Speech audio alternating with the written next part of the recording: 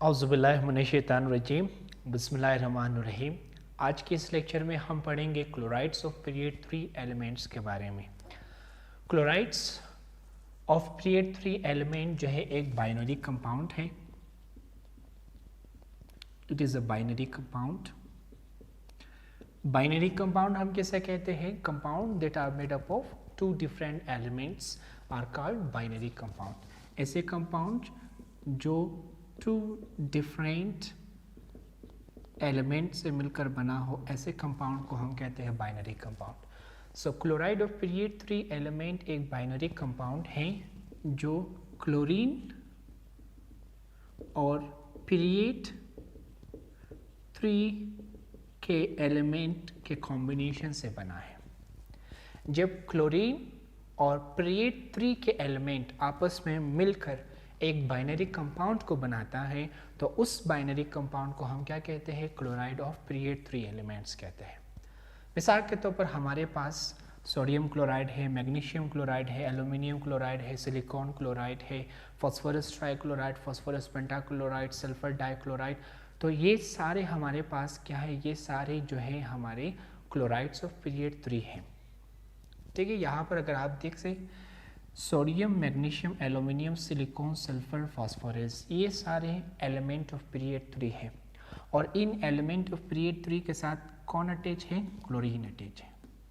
तो अगर क्लोरीन जो है एलिमेंट ऑफ पीरियड 3 के साथ अटैच होकर एक बाइनरी कंपाउंड को बनाता है तो उस बाइनरी कंपाउंड को हम क्या कहते हैं? क्लोराइड्स ऑफ पीरियड 3 एलिमेंट्स कहते हैं।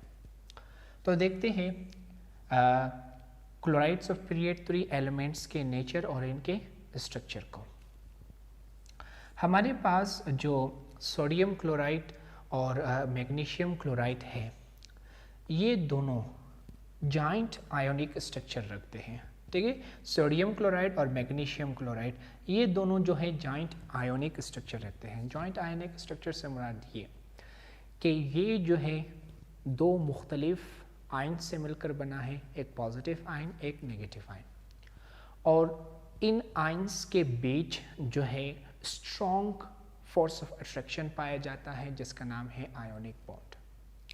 और यही अपोजिटली चार्ज्ड आयंस, यही डिफरेंट आयंस इस स्ट्रॉन्ग आयोनिक बॉन्ड के साथ मिलकर ये जो है एक लार्ज स्ट्रक्चर बनाते हैं। और इनके इस लार्ज स्ट्रक्चर को हम क्या कहते हैं? जॉइंट आयोनिक स्ट्रक्चर कहते हैं। तो आपने ज़हन में रखना है कि जो सोडियम क्लोराइड और मैग्नीशियम क्लोराइड है ये दोनों जो है जॉइंट आयोनिक स्ट्रक्चर रखते हैं। और एक और चीज़ मैं आपको बताऊं, वो है एल्यूमिनियम क्लोराइड के बारे में। इनके बारे में पढ़ेंगे, फिर उस चीज़ के ऊपर मैं चला जाऊँगा। एल्यूमिनियम क्लोराइड को अगर हम देखें, एल्यूमिनियम क्लोराइड जो है ये जॉइंट कोवलेंट स्ट्रक्चर रखता है। जॉइंट कोवलेंट स्ट्रक्चर से मुराद ये कि इनके एटम्स के बीच कोवलेंट बॉन्ड पाया जाता है। इनके एटम्स जो है कोवलेंट बॉन्ड के थ्रू एक दूसरे के साथ क्या है? अटैच है। और इनके एटम्स कोवलेंट बॉन्ड के थ्रू अटैच होकर ये लार्ज स्ट्रक्चर को बनाता है और उस लार्ज स्ट्रक्चर को हम क्या कहते हैं? जॉइंट कोवलेंट स्ट्रक्चर कहते हैं। तो आपने ज़हन में रखना है कि एल्यूमिनियम क्लोराइड जो है ये जॉइंट कोवलेंट स्ट्रक्चर बनाता है। दूसरी तरफ अगर हम सिलिकॉन क्लोराइड को देखें या फास्फोरस ट्राइक्लोराइड को देखें तो सिलिकॉन टेट्राक्लोराइड, फास्फोरस ट्राइक्लोराइड और सल्फर डाइक्लोराइड, ठीक है, सिलिकॉन टेट्राक्लोराइड, फास्फोरस ट्राइक्लोराइड और सल्फर डाइक्लोराइड, ये जो है कोवलेंट बॉन्ड इनके एटम्स के बीच पाया जाता है, मगर इनके एटम्स आपस में मिलकर लार्ज स्ट्रक्चर नहीं बनाते, बल्कि इनके एटम्स आपस में मिलकर स्मॉल मॉलिक्यूल्स को बनाते हैं। ठीक है, और इनके स्मॉल मॉलिक्यूल्स जो है एक दूसरे के साथ वीक फोर्सेस ऑफ अट्रैक्शन के थ्रू अटैच हैं और उस वीक फोर्सेस ऑफ अट्रैक्शन का नाम है वंडरवॉल फोर्सेस। तो आपने ज़हन में रखना है कि सिलिकॉन टेट्राक्लोराइड, फास्फोरस ट्राइक्लोराइड और सल्फर डाइक्लोराइड इनके एटम्स के बीच कोवलेंट बॉन्ड पाया जाता है, मगर इनके एटम्स जो है एक दूसरे के साथ मिलकर लार्ज स्ट्रक्चर नहीं बनाते, बल्कि ये जो है आपस में मिलकर छोटे छोटे स्मॉल मॉलिक्यूल्स बनाते हैं।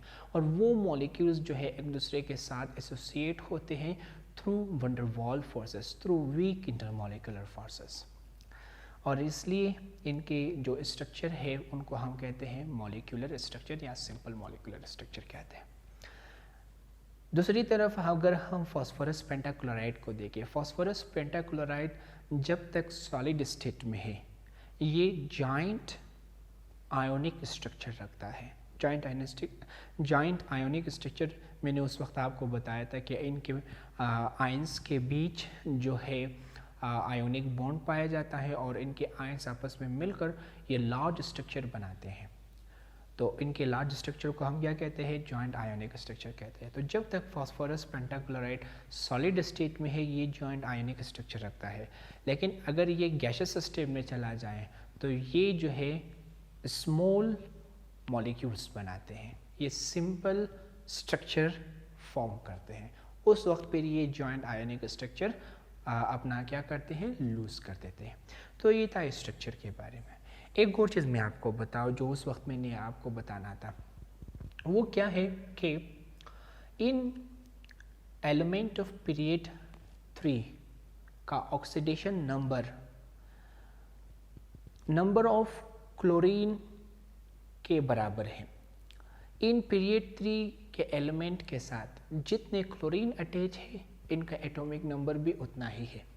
मिसाल के तौर पर सोडियम के साथ एक क्लोरीन अटैच है तो सोडियम के ऑक्सीडेशन नंबर क्या होगा, 1।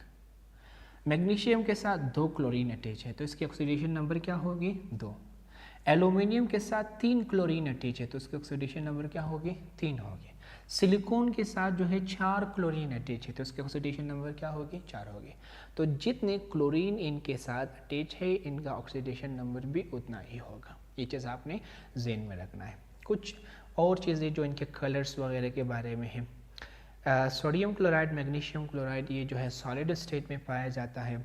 Silicon trichloride, silicon tetrachloride, phosphorus trichloride जो है ये लिक्विड स्टेट में पाया जाता है और कलरलेस है। इसी तरह अगर हम देखें फास्फोरस पेंटाक्लोराइड या सॉलिड स्टेट में पाया जाता है, जबकि सल्फर डाइक्लोराइड जो है ये चेरी रेड कलर रखता है और लिक्विड स्टेट में पाया जाता है। तो ये आज के टॉपिक जिसमें हमने क्लोराइड ऑफ पीरियड 3 एलिमेंट के बारे में पढ़ा कि वो क्या है और इनके स्ट्रक्चर एंड नेचर के बारे में पढ़ा। होप आपको समझ आ चुका है। अगर आपको कोई क्वेश्चन है तो आप कमेंट बॉक्स में लिख के मुझे सेंड कर दे। मैं कोशिश करूँगा कि आपके क्वेश्चन जल्द से जल्द सॉल्व कर सकूँ। Thank you.